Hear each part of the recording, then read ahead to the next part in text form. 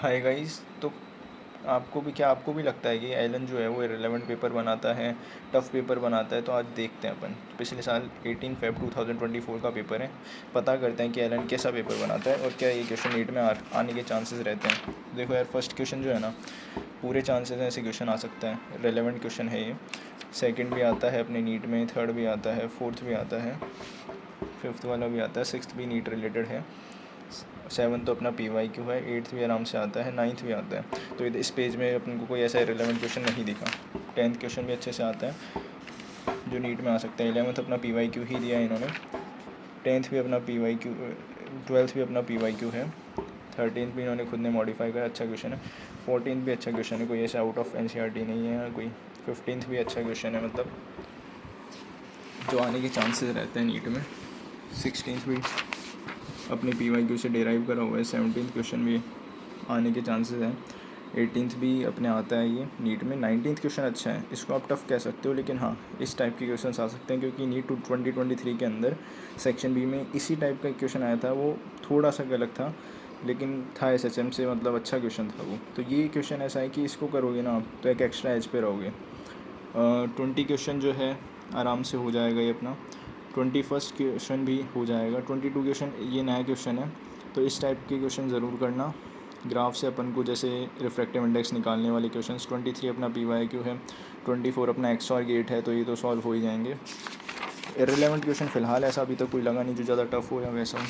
ये जो 25th question है, अभी 16 मार्च को जो टेस्ट हुआ था आया था, ये क्वेश्चन रिपीट हुआ था। 26 क्वेश्चन गामा मिक्सचर का होता है। 27 न्यूटन्स लॉ ऑफ कूलिंग है। 29 क्वेश्चन सही है, अच्छा क्वेश्चन है। 30 क्वेश्चन कई बार PYQ में रिपीट हो रखा है, रेजोनेंस ट्यूब वाला। 31 क्वेश्चन अपना पोलराइड्स का है, तो ये 32 अपना PYQ है। 33 अपना नीट 2023 में ही रिपीट हुआ है, 33 क्वेश्चन भी ठीक है। 34 वाला अच्छा क्वेश्चन है। इस टाइप के क्वेश्चन आएंगे तो शायद थोड़ा कंपटीशन बढ़ सकता है, मतलब सॉरी कम हो सकता है थोड़ा कंपटीशन, क्योंकि अच्छा क्वेश्चन है ये। 35 क्वेश्चन अपना आराम से हो जाएगा, फॉर्मूले बेस्ड है। 36 क्वेश्चन अपना एक्सपेरिमेंटल फिज़िक्स पे है।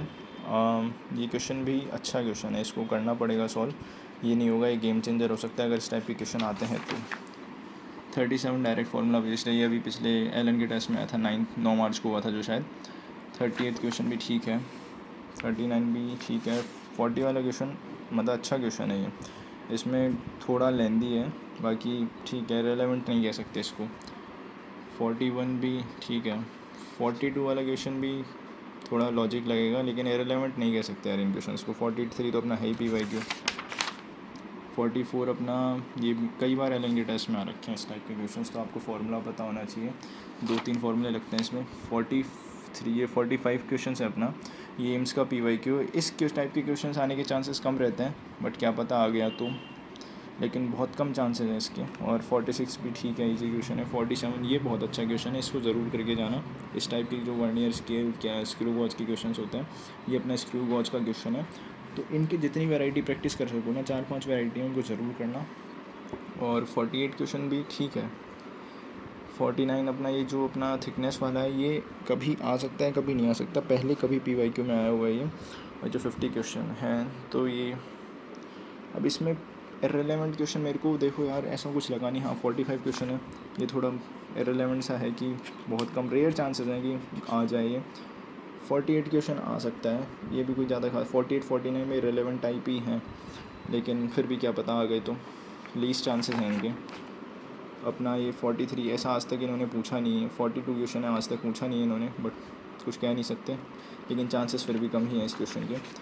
40 क्वेश्चन अपना ये बहुत अच्छा क्वेश्चन है फार्मूला बेस्ड, लेकिन लेंदी जाएगा ये, तो इस टाइप के क्वेश्चन आने के चांसेस हैं। और जो एक्सपेरिमेंटल फिजिक्स का ये क्वेश्चन है ना, हाफ डिफ्लेक्शन मेथड, ये बहुत इंपॉर्टेंट है। पिछली बार भी आया था, क्वेश्चन नीट में नहीं आया, लेकिन हाँ इस टाइप के क्वेश्चन टेस्टों में ज़रूर आए हैं। बाकी जो सेक्शन ए था पिछले साल, इसमें तो कोई ऐसा out of NCERT relevant question दिखा नहीं मेरे को। तो मतलब फ़िज़िक्स इनका ये है, कभी कभी तो ये देते हैं बहुत ही ज़्यादा मतलब अच्छे कॉन्सेप्ट पे, कई बार दे देते हैं एकदम NCERT बेस्ड, PYQ बेस्ड, एकदम ये फार्मूला आया और निकालो उससे आंसर। तो ये जैसे मेरे को जहाँ तक ये पेपर लग रहा है मोस्टली PYQ डिराइव्ड ही है, कोई ज़्यादा इसमें इनोवेशन नहीं है कुछ क्वेश्चंस को छोड़ के। तो मतलब नीट में इसी टाइप का पेपर रहता है और एलन मल्टीपल कॉन्सेप्ट पे खेलता है। वो ऐसा नहीं कि आपको एक कॉन्सेप्ट पता है ठीक है आंसर निकालो, वो आपको 2-3 कॉन्सेप्ट में फंसाएगा। तो फिज़िक्स ठीक है यार, कैसा ही लेवल है, आपको ट्रेन कर रही है वो अच्छे से। कई बार इजी पेपर भी देते हैं, ऐसा नहीं कि हर बार एक ही स्टैंडर्ड रहता है, और कई बार थोड़ा सा मुश्किल भी देते हैं, तो कोई दिक्कत नहीं है। कुछ कुछ क्वेश्चन होता है छोड़ने के, जैसे ये क्वेश्चन है, इसको आप स्किप कर सकते हो। ये दोनों क्वेश्चन हैं 48 49 छोड़ सकते हो। ओवरऑल मतलब 50 इस बार 45 क्वेश्चन आएंगे, तो एटलीस्ट 35 क्वेश्चन एलन रेलेवेंट ही देगा। बाकी 10 क्वेश्चन थोड़े मल्टी कॉन्सेप्चुअल होते हैं। रही बात केमिस्ट्री की, यार 51 प्योर एनसीईआरटी है, 52 एनसीईआरटी है, 53 एनसीईआरटी में ऐसा जिक्र नहीं है, बट ये अपन को थोड़ा लॉजिक से सोचना पड़ेगा। 54 यार एनसीईआरटी से डिराइव कर रखा है केमिकल बॉन्डिंग से। 55 भी यार एनसीईआरटी से है, मल्टीपल कॉन्सेप्ट हैं, 4 ऑप्शन दे दिए इन्होंने, चारों पे अलग अलग कॉन्सेप्ट पूछा है। तो ये एलन की खासियत है कि ये ऐसे ही करता है। 56 में भी ऐसे ही है, 57 भी ठीक है, 58 में भी इन्होंने 4 अलग अलग चीज़ें दे रखी हैं और 4 मतलब पूछा है इन्होंने, वही है। 59 यार आउट ऑफ एनसीईआरटी है। 61 ऑप्टिकल एक्टिविटी पे कोऑर्डिनेशन कंपाउंड से दे रखा है। 62 भी जैसे ही तो एनसीईआरटी का ही है, इसमें भी मल्टीपल स्टेटमेंट है। 63 64 भी अपनी एनसीईआरटी का ही क्वेश्चन है, एनसीईआरटी की लाइन से। 65 अपनी हाइड्रोकार्बन से जो रिएक्शन है वो उठाई है। तो मतलब देख सकते हो इसमें कोई ऐसा बाहर का क्वेश्चन नहीं है कोई कि ऐसा लग रहा हो कि ठीक है रिएक्शन एनसीईआरटी की उठाते हैं, बस करते क्या है वो मल्टीपल देते हैं, ए से बी बना, बी से सी बना। जैसे ये क्वेश्चन है, आप देखो इन्होंने इस जो पहला अपना दे रखा है उससे ए बनाया डाइल्यूट H2SO4 HgSO4 डाल के, फिर इन्होंने बी बनाया मेजर। अब प्रोडक्ट बी के बारे में बताओ क्या होगा क्या नहीं होगा। तो इस टाइप के क्वेश्चन काफ़ी देते हैं ये। इस बार तो फिर भी इन्होंने 25 के अंदर जो भी टेस्ट सीरीज चल रही है एलन की मेजर, उसमें बहुत कम कर रखा है इस टाइप के क्वेश्चंस। वरना पिछले साल तो हर बार ही ऐसे क्वेश्चन मिल रहे हैं। जैसे अगला क्वेश्चन भी देखो आपने, ए बना, इससे बी बना, सी के बारे में बताओ। पिछले साल तो बहुत ही क्वेश्चन थे ऑर्गेनिक में, इस बार बहुत कम कर दिए इन्होंने इस टाइप के क्वेश्चन, पता नहीं क्यों, बट हाँ बहुत कम कर रखे हैं इस बार। इनमें तो आपको हर जगह ये मिल रहा है कि ए बना, बी बना, सी बना, जेड बना, मतलब ज़्यादा थे इस पिछली बार तो इन्होंने, बट इस बार बहुत लिमिट में करें ऑर्गेनिक केमिस्ट्री में इस टाइप के क्वेश्चंस। बाकी एज सच कोई वो नहीं है कि एनसीईआरटी से अपना 78 वाला कॉन्सेप्ट जो है, 79 तो आपको पता ही है फार्मूला बेस है, मतलब ठीक है यार, कोई ज़्यादा मुश्किल नहीं है। आउट ऑफ एनसीईआरटी तो मेरे को इसमें दिख नहीं रहा केमिस्ट्री के अंदर, तो क्वेश्चन अच्छे हैं, मतलब एनसीईआरटी में डेप्थ में बनाते हैं। ये क्वेश्चन रिपीट हुआ है इस साल भी काफ़ी बार, 84 वाला। मल्टीपल कॉन्सेप्ट पे बनाते हैं बस एलन वाले, ये रहता है इनका, और हर जगह को ये कर ही लेते हैं, जैसे पकड़ ही लेते हैं कॉन्सेप्ट हर जगह से। अब 90 वाला क्वेश्चन है, इसमें भी इन्होंने अलग अलग मल्टीपल कॉन्सेप्ट करे हैं। अब जैसे ये क्वेश्चन बता रहा था ए से बी, बी से सी, तो एलन है वही। पिछले साल तो इन्होंने ज़्यादा ही दिए थे, बट इस बार बहुत कम दिए हैं इस टाइप के क्वेश्चंस। तो यार मेरा कहने का मतलब यही है, इस बार जो एलन बना रहा है पेपर 25 के लिए DLP सीरीज़ के लिए, ऑर्गेनिक केमिस्ट्री को इतना टफ नहीं कर रहा कि ए से बी बना, बी से सी बना, सी के बारे में बताओ। ऑर्गेनिक केमिस्ट्री में आपको प्योरली रिएक्शन पता है तो आप कर लोगे, रिएक्शन रिवाइज करो, वही चीज़ है, वो निकल जाते हैं, स्लिप हो जाती है दिमाग से। इनऑर्गेनिक भी कॉन्सेप्चुअल बना रहे हैं, इनऑर्गेनिक में भी आपको कॉन्सेप्ट पता होना चाहिए, ऐसे नहीं कि रट लिया, थोड़ी चीज़ें पता होनी चाहिए, थोड़ी रटनी। लेकिन उसमें भी आपको ऐसा नहीं है कि आप डायरेक्ट टिक कर दोगे, आपको घुमा रहे हैं, वो 4 ऑप्शन ऐसे दे रहे हैं कि बहुत क्लोज दे रहे हैं, ठीक है। फिजिकल केमिस्ट्री में फार्मूला याद होना चाहिए, उसका एप्लीकेशन। तो ये इसमें कोई पेपर इरेलेवेंट है ही नहीं भाई, पिछले साल का पेपर है, कोई इरेलेवेंट नहीं है, ठीक है। और इस साल का भी मैंने देखा तो इरेलेवेंट नहीं है। अभी क्वेश्चन यार बायो में देखो, इसमें तो मेरे को नहीं लगता कोई इरेलेवेंट है।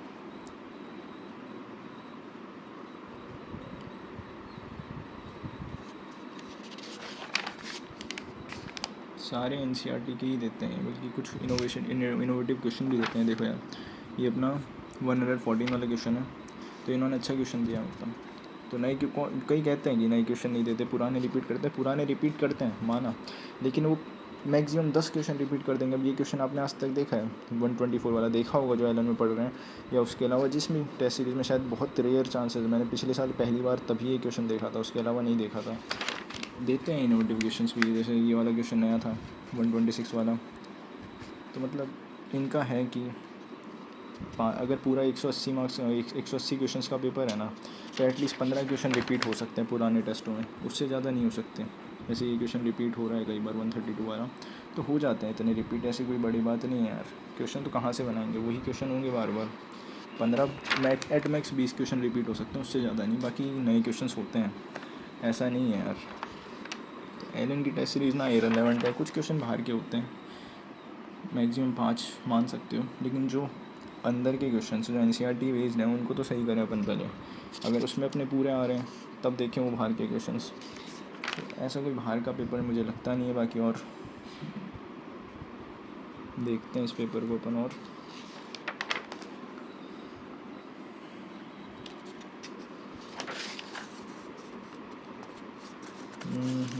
सही है, मतलब इससे ऐसा कोई वो नहीं है।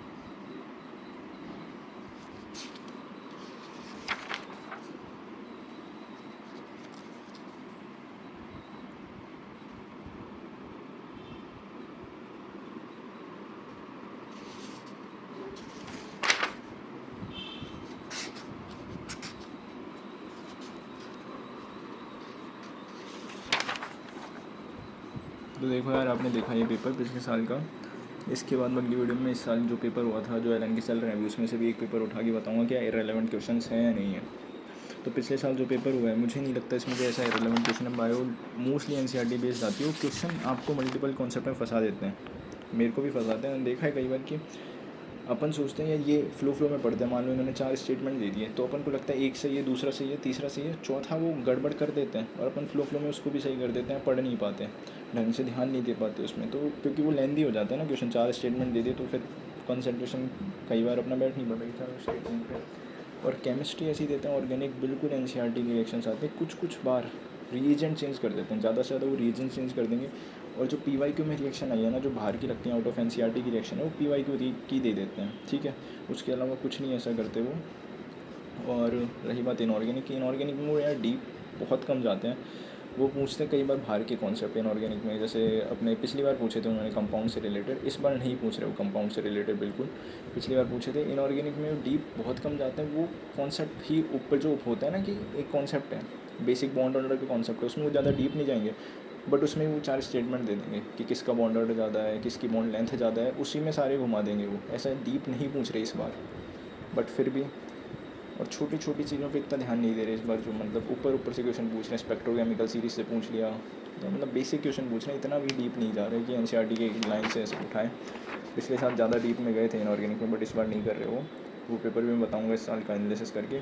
पिछले साल का था कि हाँ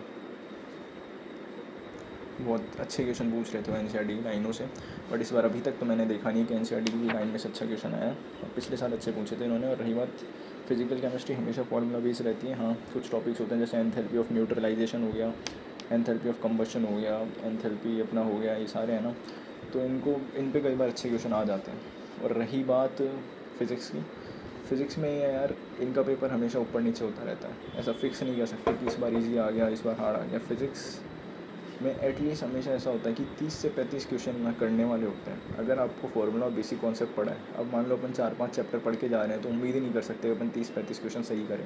उसमें यह अपन को पूरे फॉर्मूला उसका कॉन्सेप्ट पता होना चाहिए, तब जाके वो क्वेश्चन होते हैं। बाकी 30 मिनिमम 30 और मैक्सिमम 35 क्वेश्चन हो सकते हैं, डुएबल होते हैं। वो फॉर्मूला बेस्ड नहीं, क्योंकि उसमें ज़्यादा लॉजिक नहीं है। बाकी ऊपर के 10 क्वेश्चन होते हैं वो मल्टी कॉन्सेप्ट होते हैं, उस टाइप के क्वेश्चन होते हैं। तो इस पेपर में इररिलेवेंट क्वेश्चन मेरे को ऐसा ज़्यादा नहीं लगे, मैक्सिमम 5 या 10 क्वेश्चन होंगे, 5 से 10 के बीच। ये एक पेपर था अपना 18 फ़रवरी 2024 का। इसकी अगली वीडियो में मैं आपको बताऊंगा कि जो भी 2025 की DL पे चल रही है उसका पेपर कैसा है। तो इस का जो पेपर से आप ये कैलकुलेट कर सकते हैं कि फ़िज़िक्स ऊपर नीचे रह सकती है। फ़िज़िक्स में 30 क्वेश्चन डुएबल होते हैं अपने।